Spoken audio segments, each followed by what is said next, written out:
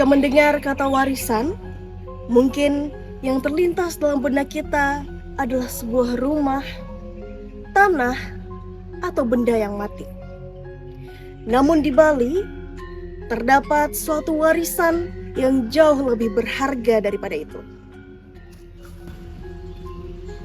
Warisan itu bukan sekedar dimiliki, tetapi juga harus dipelajari.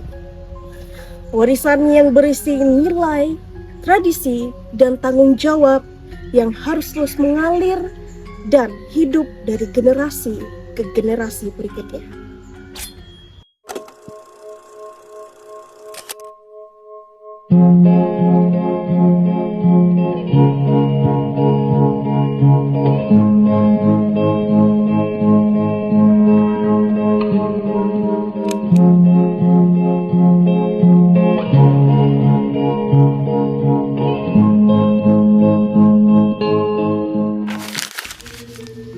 Om Swastiastu. Salam harmoni. Pernahkah kita bertanya, apakah sebuah warisan hanya benda mati yang diturunkan oleh orang tua kita kepada kita? Dalam budaya Bali dikenal sebuah konsep leluhur yang dinamai sentana. Konsep ini tidak hanya berbicara tentang keberlanjutan garis keturunan, tetapi tentang bagaimana proses panjang nilai-nilai kehidupan diwariskan dan dipelajari. Dalam struktur masyarakat Bali, sentana dipahami secara hukum adat sebagai penerus keluarga. Mereka adalah anak yang memikul tanggung jawab besar untuk melanjutkan fungsi-fungsi sosial dan spiritual dalam keluarga sesuai sistem kekerabatan. Namun, mari kita melihat lebih dalam. Konsep sentana sejatinya tidak melulu soal biologi atau garis keturunan. Ini adalah ikatan suci tentang kewajiban moral untuk menjaga nyala api tradisi, merawat tempat suci leluhur, dan memelihara identitas budaya agar tidak punah ditelan zaman. Lalu muncul pertanyaan reflektif bagi kita semua. Apa yang sebenarnya yang benar-benar diwariskan oleh seorang sentana? Jawabannya bukan sekedar nama besar keluarga ataupun petak-petak tanah warisan. Sejak detak pertama kehidupannya, seorang anak di Bali belajar melalui apa yang mereka lihat, apa yang mereka dengar, dan mereka lakukan sehari-hari.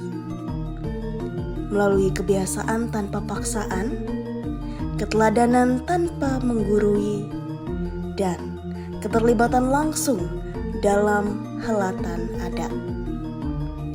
Di sanalah nilai-nilai luhur budaya menyusup halus, tumbuh, dan mengakar kuat dalam sanubari mereka.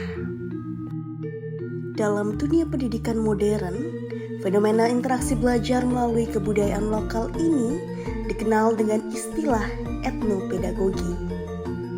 Etnopedagogi adalah sebuah pendekatan ilmiah yang menempatkan kearifan lokal dan praktik budaya sebagai mata air atau sumber belajar yang utama.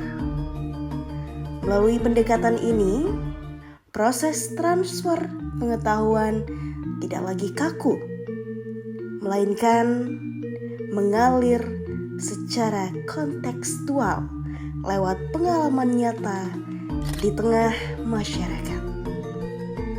Mari kita bedah korelasinya. Seorang sentana dibentuk bukan lewat papan tulis sekolah, melainkan lewat laboratorium kehidupan budaya Bali. Saat mereka belajar membuat canang, mereka sedang diajarkan nilai ketelitian dan pengorbanan suci. Saat mereka ikut ngayah di Banjar, mereka menyerap esensi gotong royong tanpa pamrih.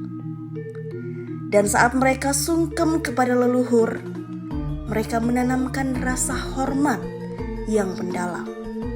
Inilah sejatinya esensi komprehensif etnopedagogi. Budayaan adalah ruang kelas terbaik bagi pembentukan karakter manusia. Di era disrupsi digital global saat ini, nilai sentana yang berbasis etnopedagogi ini menjadi tameng sekaligus kompas. Generasi muda Bali hari ini tidak dilarang untuk menggenggam teknologi atau menatap masa depan global.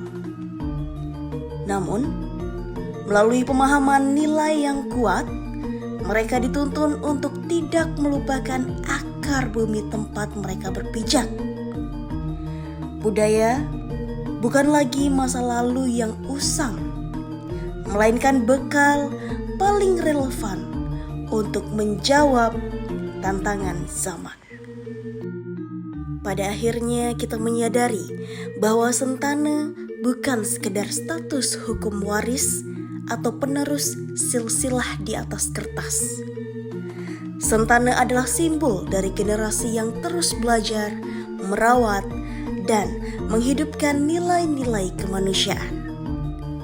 Melalui kacamata etnopedagogi, kita diingatkan kembali bahwa kebudayaan bukanlah museum mati masa lalu, melainkan ruang belajar yang akan selalu hidup di setiap detak generasi.